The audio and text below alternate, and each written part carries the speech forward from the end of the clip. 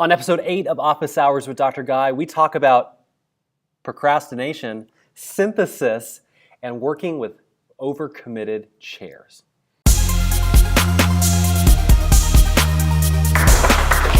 Bring your questions to Office Hours with Dr. Guy.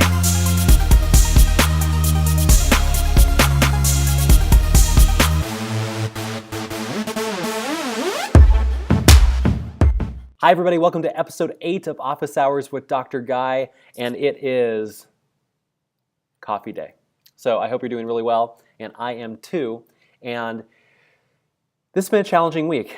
Life has happened, sick kids, sick wife, and as a result of that, work has suffered on all fronts. And if you're anything like me, when the body fails, the work suffers. And when the people around us need help, that's when the work suffers. And there's definitely a great thing about helping our loved ones. And at the same time, there's just a sadness that comes with knowing that you're trying to make progress in projects and that progress isn't manifesting. And so today, there's a bit of a sense of freedom that we're free from sickness. I didn't get sick the whole time, my whole family did. And you know what, it's early, very early on a rainy Thursday, and I'm just super excited to be talking with you. So, as we get into your questions today, what I want to say is take heart. The summer is nearly upon us, and great things can happen when the seasons change. Let's answer some of your questions. Ed asks, any tips on defeating procrastination? Ed, absolutely. Procrastination is this buzzword that is alive in the doctoral community and among doctoral candidates because it signifies the experience that I would say in my research, 99%, informal research, 99% of all candidates experience, which is they feel like they should be so far in their dissertation when they're not. And there's two levels of this. Level number one, do know that the fact that you are not where you're supposed to be in your dissertation for most people is just simply part of the process. That's part of the draw that is going to pull you into actually finishing this project. It's good to feel the pressure that you're not where you're supposed to be. And so just know that not always is that feeling procrastination. Sometimes that feeling of procrastination is actually simply the universe, God, whatever you believe that is, drawing you towards the future. And it could just be simply a higher version of yourself that you don't quite have access to yet, simply calling you forward and saying, look, it's time to finish this thing. Come on, let's do this. Let's go forward. That's more of a motivation, inspiration than procrastination. But then there's a second level, which is there's daily tasks and weekly tasks that we should be conducting for our dissertation. And if we're not getting that done, there's some reason why we're not getting it done. And so we have to analyze. When we talk about procrastination, we have to decide what's really happening. Is it that I'm so overcommitted and I'm so busy that getting an hour a day and 8 hours on the weekend for my dissertation is just simply not possible? Then the discussion more is what can I cut out? What could I limit? What can I be, removing from my life to make it worthwhile? And then, of course, there's the other aspect of this, which is perhaps there's an imbalance in our life where we're just simply not allocating the time that we should to the dissertation project. And so only you can decide which of those you're experiencing. So how to defeat procrastination then is, number one, understanding, is it procrastination? Or is it just the fact that you have other stuff going on and you're choosing that and that's okay? Or is it that you really want to finish the dissertation, but some kind of temptations are arising and are distracting you away from the project itself? And so that's the first step. The second step to defeating procrastination is just to know that there's sacred time for the dissertation no matter what happens, unless, and you set the limiter, unless someone's in the hospital, unless someone is sick, unless someone is in a life and death situation. Only you can decide what those limiters are. For me, working with most candidates, I suggest that they say to themselves, look, you name the time when you get off work, 5 o'clock in the evening, my phone gets turned off and I go to whatever office place that I've rented or whatever closet I've organized outside of my living space where no one knows where I am, and for at least 1 hour a day, 5 days a week, I'm in there. And then there's that sacred time on the weekend where for at least 8 hours, hopefully, on the weekend, I'm getting in that place as well and working. Again, probably phone off, disconnected, if that's possible for you. So there's a way to defeat procrastination. Another is my mental hack is I just realized that if I don't get a project done, the life that I want will not be available to me. And so there's this reality that, for me, that living without the life that I want is hell. And think about that. Living without the life that you want is a form of hell, in a way. And I know some biblical scholars that are watching this are going to go, hey, that's not hell. It's a version of it. It's maybe a light version of hell. Imagine living a life that was not ours, a life that we did not choose for ourselves. And when we don't get a project done that propels us into that next stage of our life that we're desiring, that is a form of hell. So what will you do to get out of this hell known as ABD? So go and challenge that procrastination by taking action today without delay. If you say, I'll start tomorrow, chances are, Ed, it will never happen. Venice asks, how do I synthesize? Venice, I love the simplicity of this question. Thank you so much for asking it. Synthesis is one of the most challenging aspects of doctoral writing for most candidates because for the entirety of your school career, from bachelor's all the way through your graduate work, you've been learning about how to cite and how to quote other people. And what probably has not been adequately explained is how to combine all those quotes. Step one, what you have to do is you have to have lots of quotes already gathered for you.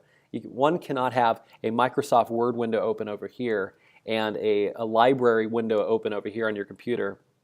And that Microsoft Word window is your dissertation, and you're typing directly from the library into your dissertation. That's a failing strategy.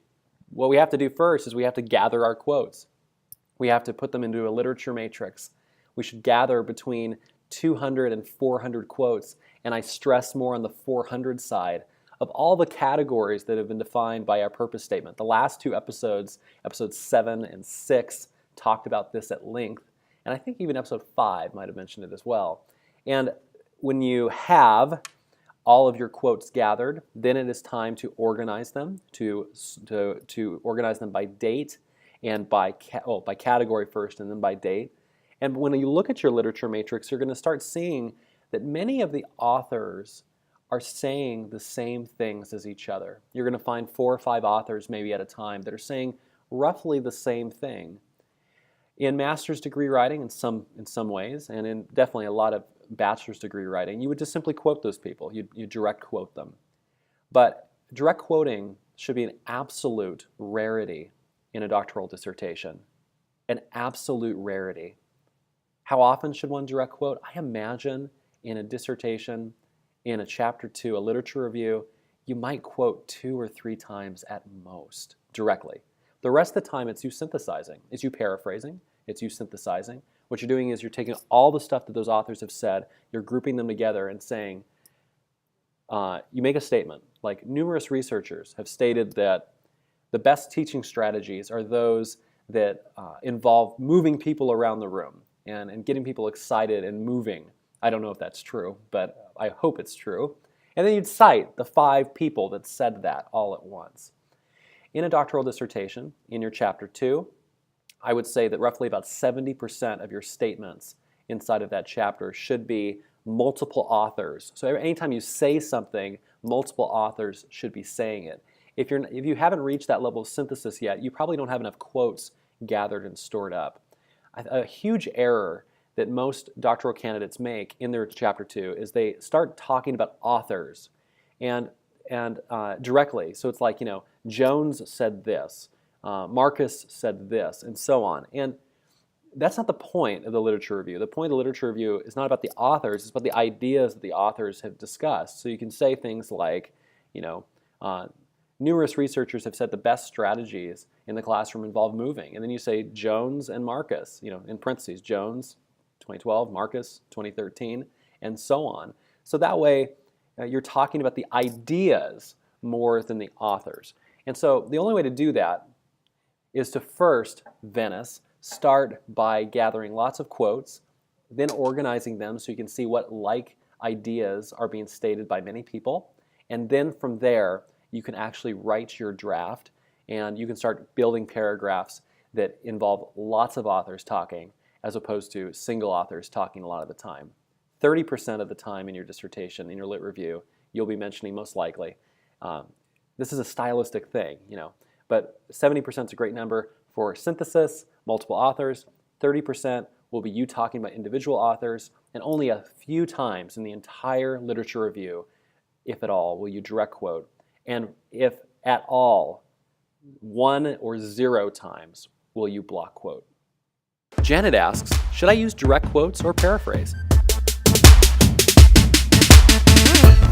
Janet, welcome to the show. First-time commenter on Facebook. I greatly appreciate that. Just like what I just said, direct quoting should be an absolute rarity inside the doctoral dissertation. You want to reserve direct quoting for only times that it cannot be said any other way besides the way that that person or that entity said it. A great example of those times when you're citing a section of a law. The language of the law is very important. If you're citing a precise procedure that needs to occur, and the precision of the words is really important. That's when direct quotes should happen. Otherwise, anytime you can, 99.9% of the time, paraphrase.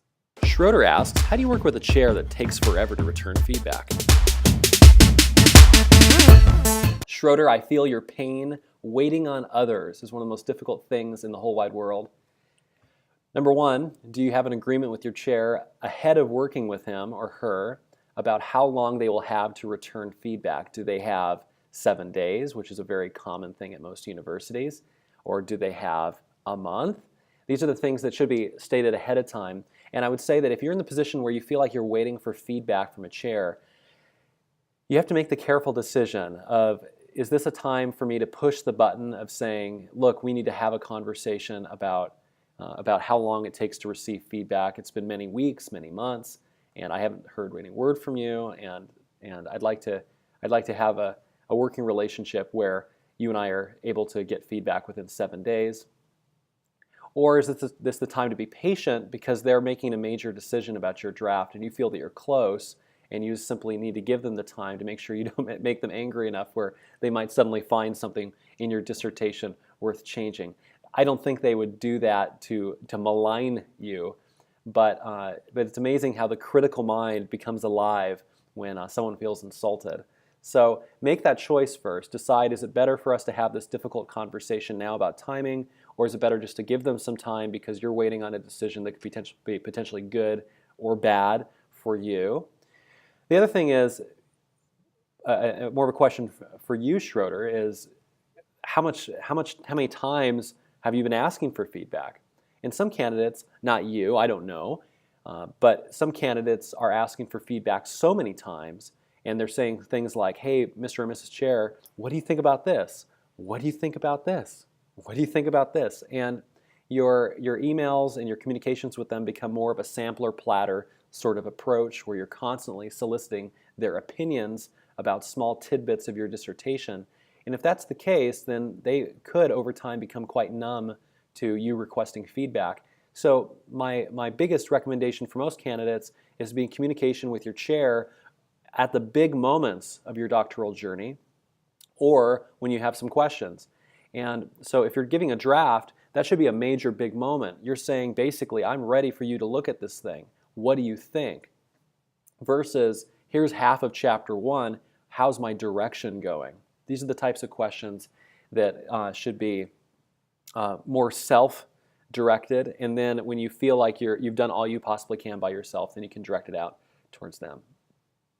Additionally, Schroeder, I think that at some point, if you and the relationship with your chair is not beneficial, if you're waiting and they're not responding to your request to have an agreement about time, or if simply the feedback is so-so and you're not getting the outcome that you need, at some point you might need to consider leaving the relationship with that chair, but do understand what that costs you. It costs you a significant amount of time to find a new chair. and it's possible the new chair is not going to buy into the topic that you were working on with this chair, that could be a major problem.